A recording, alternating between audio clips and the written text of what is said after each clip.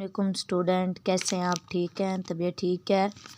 हाँ जी, हमारा आज का टॉपिक जो हम लोगों ने पढ़ना है वो है हमारे पास कंपोनेंट्स ऑफ इकोसिस्टम। इकोसिस्टम के हमारे पास अज्जा यानी कि इकोसिस्टम जो है वो कितने अज्जा पर मुश्तमिल होता है। हमारे पास दो अज्जा हैं इकोसिस्टम के, यानी कि पहले तो हमारे पास हो गया एबायोटिक और दूसरा जो है वो बायोटिक कंपोनेंट। जो एबायोटिक कंपोनेंट है वो मुश्तमिल होता है नॉन लिविंग फैक्टर्स के ऊपर, जबकि बायोटिक कंपोनेंट जो है वो मुश्तमिल होता है हमारे पास लिविंग ऑर्गेनिज़म के अंदर, यानी कि ज़िंदा जानदारों के ऊपर जो है ये मुश्तमिल होता है। अब अगर देखें तो एबायोटिक कंपोनेंट का हम लोगों ने कहा था ये नॉन लिविंग फैक्टर है। मिसाल के तौर पे जैसे कि लाइट हो गया, एयर हो गई, वाटर हो गई, सॉइल हो गई, और इसके अलावा समथिंग और भी कुछ चीज़ें जो है वो हो सकती हैं। इसके अलावा बायोटिक कंपोनेंट में अगर हम लोग देखें तो बायोटिक कंपोनेंट में ऑर्गेनिज़म हो गए, प्लांट हो गए और माइक्रो ऑर्गेनिज़म वगैरह जो है ये हमारे पास बायोटिक में जो है ये शुमार होते हैं। अगर इसके अलावा हम लोग इसकी काइंड देखें तो बायोटिक कंपोनेंट्स की और भी हमारे पास काइंड हैं, यानी कि प्रोड्यूसर्स भी हैं और कंज्यूमर्स भी हैं और डिकम्पोजर्स भी हैं। प्रोड्यूसर जो है ना, प्रोड्यूसर हमारे पास ऑटोट्रॉफिक्स होते हैं, यानी कि जितने भी सारे प्लांट हो गए, एल्गी हो गए, फोटोसिंथेसिस बैक्टीरिया हो गए, यानी कि वो जानदार जो फोटोसिंथेसिस जो है वो कर सकते हैं, यानी कि अपनी खुराक खुद तैयार कर सकते हैं, वो हमारे पास ऑटोट्रॉफिक्स कहलाते हैं। और प्रोड्यूसर्स प्लांट जो हमारे पास ऑटोट्रॉफिक्स हैं, क्योंकि ये अपनी खुराक जो है वो खुद तैयार कर सकते हैं।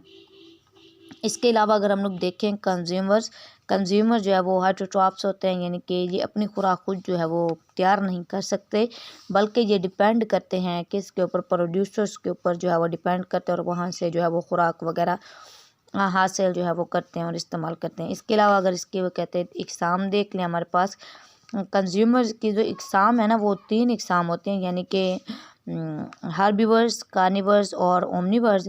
अगर यहाँ पे पहले हम लोग देखें तो ये हार्बिवर्स हमारे पास ऐसे जानदार होते हैं जो सिर्फ जो है वो घास खाते हैं। मिसाल के तौर पर कैटल्स हो गया, डेयर हो गया, रैबिट हो गया, ग्रास ऊपर हो गया, ये सिर्फ घास खाते हैं और कुछ भी नहीं खाते। अगर इसके अलावा दूसरे देख लें, दूसरे हमारे पास यहाँ पे कार्निवर्स जो है ये मौजूद हैं। कार्निवर्स वो जो सिर्फ गोश्त खाते हैं, यानी कि ऊपर वाले हार्बिवर्स सिर्फ घास खाते थे, कार्निवर्स जो है वो सिर्फ गोश्त वगैरह जो है ये खाते हैं। मिसाल के तौर पर अगर हम लोग देखें तो यहाँ पे फॉक्स हो गया, प्रीडेटरी बर्ड्स हो गए, मैनी फिशेस हो गए, स्नेक्स वगैरह हो गए, ये हमारे पास कार्निवर्स जो है ये कहलाएंगे। और थर्ड हमारे पास अगर यहाँ पे देखें तो थर्ड तो हम लोगों को पता है कि तीसरे जो हमारे पास ओमनिवर्स होते हैं। ओमनिवर्स वो जो दोनों को खाते हैं, यानी कि पौधे भी खाते हैं और गोश्त वगैरह जो है वो भी इस्तेमाल जो है वो कर सकते हैं। मिसाल के तौर पर एक तो हम लोग हो गए और इसके बाद क्रो कौवा वगैरह जो है या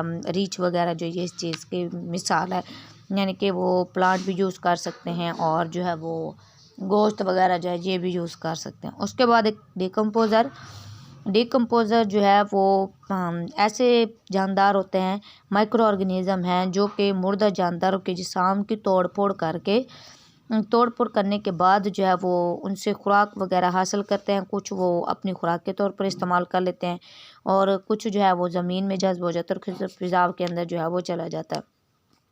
अब ये डीकम्पोज़र होते कौन से? डीकम्पोज़र में हमारे पास आ जाता है बैक्टीरिया और फंजाई। बैक्टीरिया और फंजाई जो है वो कहते हैं ये डाइजेस्टिव एंजाइम्स खारिज करते हैं डेड ऑर्गेनिज्म के अंदर, चाहे वो प्लांट है चाहे वो एनिमल है।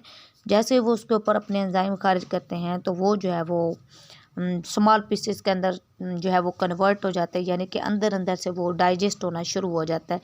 यूँ तो नहीं कि वो जैसे टुकड़े हो जाते हैं, इस तरह से नहीं, यानी कि वो अंदर से ही जज्ब होना शुरू हो जाता है। आहिस्ता आहिस्ता आहिस्ता आहिस्ता वो डिकम्पोज होते वो बिल्कुल ख़त्म हो जाता है। ये हमारा आज का टॉपिक था कंपोनेंट्स ऑफ इकोसिस्टम। इकोसिस्टम के अज्जा 2 थे, उनके नाम भी मैंने बता दिए, तरीक़े भी बता दिए और आगे उनके एग्ज़ाम वगैरह जो है ये भी बता दिए। ये हमारा आज का टॉपिक है। आप लोगों ने इसे देखना है, याद करना है और रीड आउट भी करना है सही तरह से, ताकि आप लोगों को जो है वो आसानी से समझ आ जाए। आप मेरे चैनल को लाइक करें, सब्सक्राइब करें और शेयर भी करें और बेल आइकन भी करें, ताकि मैं आप लोगों तक जो है वो अपनी वीडियो जो है वो भेजती रहूं और आप लोग जो है वो इससे फ़ायदा उठा सकें। अल्लाह हाफ़िज़, शुक्रिया।